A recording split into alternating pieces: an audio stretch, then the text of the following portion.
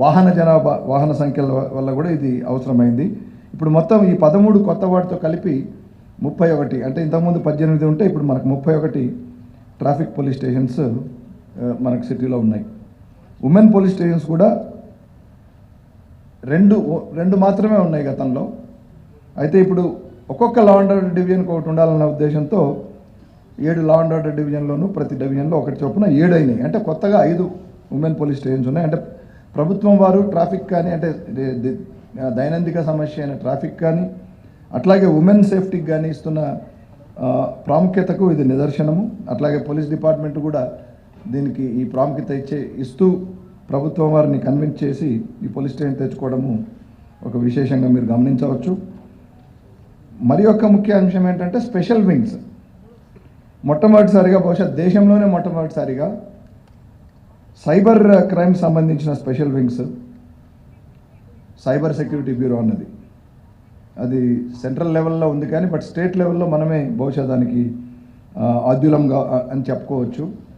అట్లాగే narcotics, Telangana state anti narcotics bureau, women సేఫ్టీకి సంబంధించిన వింగ్స్, సైబర్ క్రైమ్స్ ఆల్రెడీ చెప్పండి. టాస్క్ ఫోర్స్ కూడా అడిషనల్గా తెచ్చుకున్నాము.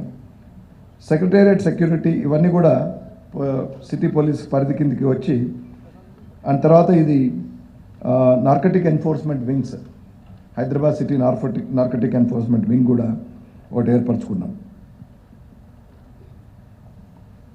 Citizen friendly and community engagement పాలసీలో భాగంగా హైదరాబాద్ సిటీ సెక్యూరిటీ కౌన్సిల్ అనే స్టేక్ హోల్డర్ ఉన్నారు, మీకు తెలుసు.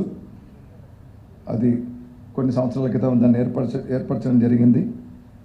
అట్లాగే మిగతా స్టేక్ హోల్డర్స్తో కూడా కలిపి Hyderabad annual cyber security knowledge summit అనేది ఒకటి ఆర్గనైజ్ చేయడం జరిగింది.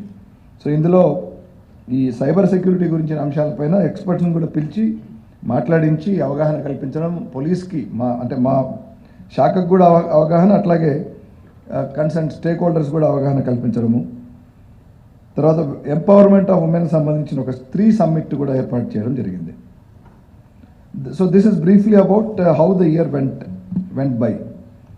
Now we'll come to the main aspect of this, the very purpose of this conference, that is about discussion about crime.